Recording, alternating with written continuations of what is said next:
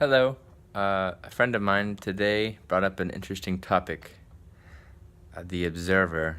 She asked about what is the observer, and what does it mean to just identify with the story in our minds. So that's what I'm going to talk to in this moment. And so one, what is the observer? The observer is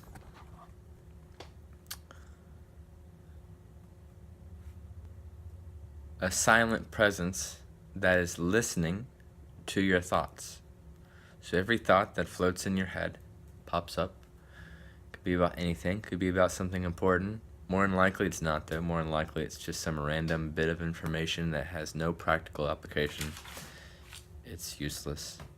And it comes up and it's a daydream, or it's a visual, or it's an actual voice of your mind that sounds like you when you speak.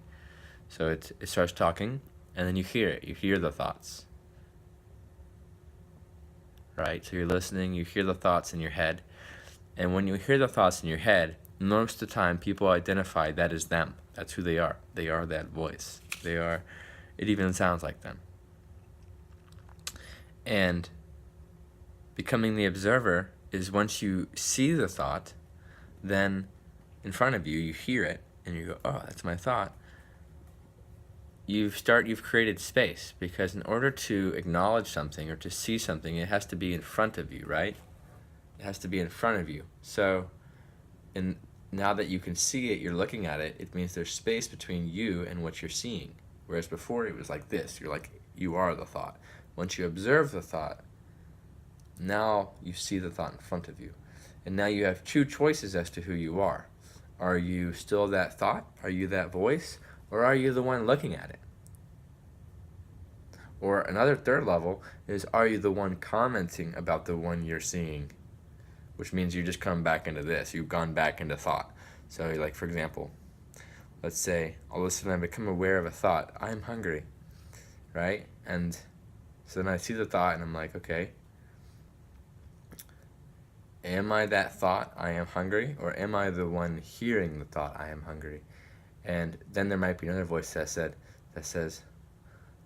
comments on the fact that I acknowledge this thought, like, why do I have to think I'm hungry when I could just eat if I'm hungry, right? And it goes into the story. It creates more of a story. But if there's commentary on being the observer, it just means the thought has come back in. It just means that first level came back in through a back door. So if you're trying to do an observation sort of meditation and experience silent mind, or experience being the observer,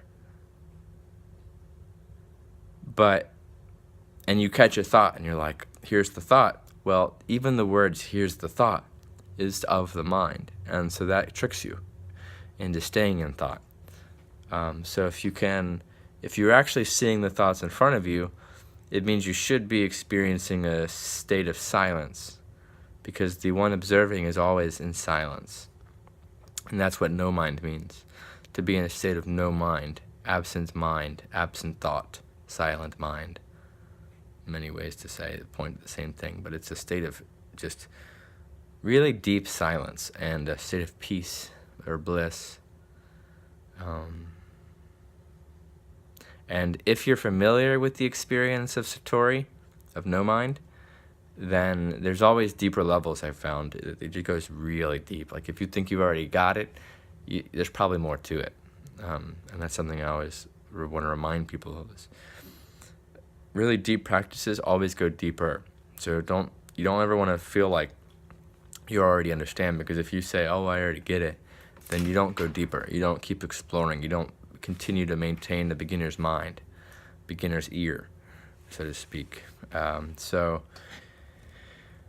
it's good to remind yourself, like, well, I may understand this, I may not have experienced it, in its depth. So maybe I should revisit it or look at it from a brand new perspective. So that's the observer. And when you're becoming aware of being the observer, of being the silent watcher or audience of your mind, of your thoughts, you kind of become like an audience to a story, like to a movie. You're the audience experiencing the story of you. And the story of you, which is what you're observing, it's your thoughts, it's your reactions, it's your memories, it's your likes and dislikes, your political opinions, your religious beliefs or spiritual perspectives, your friends, your family, your enemies, everything. Your gender, your age, your culture, what country you were born in, grew up in, which one you're in now, all of your education, like everything that we define of as us, right? That comes with the mind. And when you become the observer, you see that entire story, and it's no longer you, it's just a story. And to many, that actually will scare a lot of people to hear that, to take away all the validity of their story being, I don't know if important or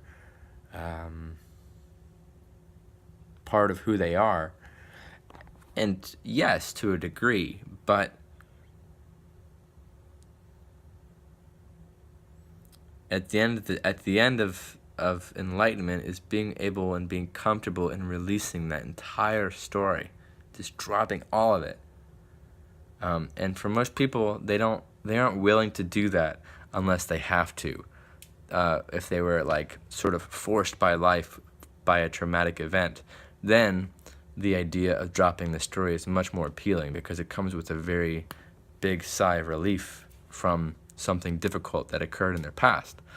And which happened to me and happens to a lot of people I know that have let go of the story on one way or another and become more enlightened in their daily life.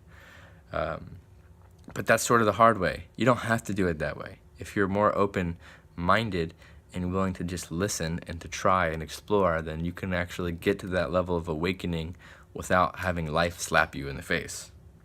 But if you're listening to this, life has probably already slapped you in the face many times, as I'm sure everybody has pretty much. I mean, and it's not personal. It's just like, it's part of the growth pains of evolving and maturing yourself. And it's all in your benefit. Nothing occurs, nothing happens to you. As Jim Carrey put it, he says, life doesn't happen to you, it happens for you. And that's it. When you start to realize that life, which is this moment, is conscious, is aware, it has an intelligence about it, and it does everything. It creates itself and molds itself in various situations and things for your benefit every single time. It's just depending on how you interpret and learn from them as to whether they're actually, you find them as being beneficial or as being hindrances.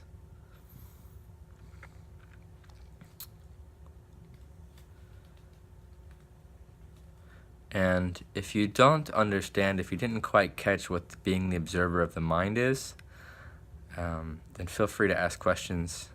More than happy to answer any questions.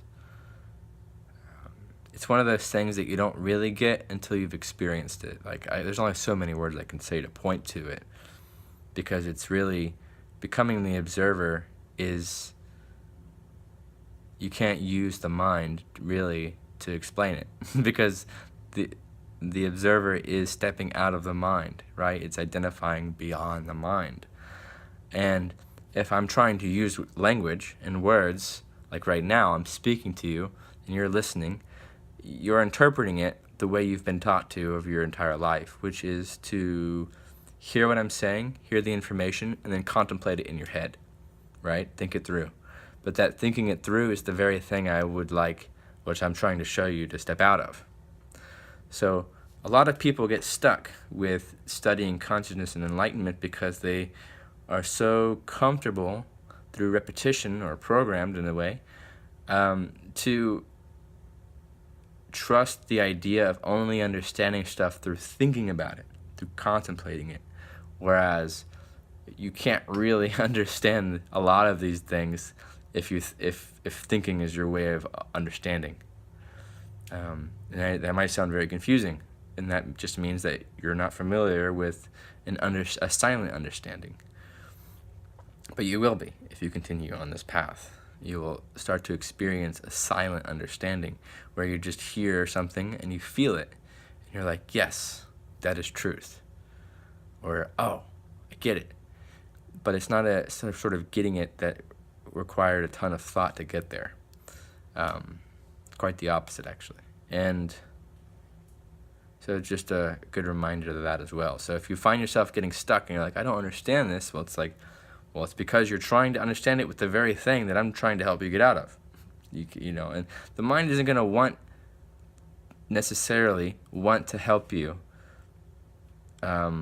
step out of it, because it loses its power over you. It loses its existence, really, in a sense. And so it's going to do everything it can to keep itself alive, to keep existing, because that's what all life forms do.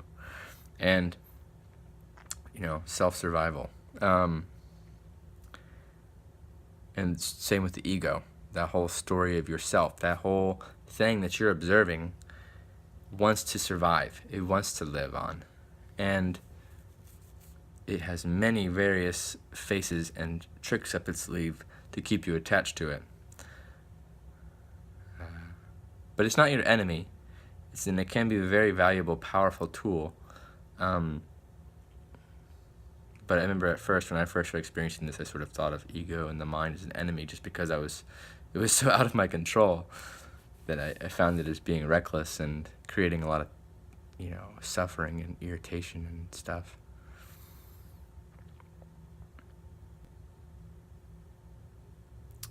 Yeah. Becoming the observer. So now just ask yourself right now, as you're listening to me right now, what are you thinking? What's going on in your head? What do you hear? If you don't hear anything, congrats. You're at the end of what I've been trying to explain this whole time. And if you can stay in that silence, then you don't need to watch this video. But if you can't stay in that silence, then practicing being in the observer is very powerful and a practice. And basically it's like a shortcut to awakening.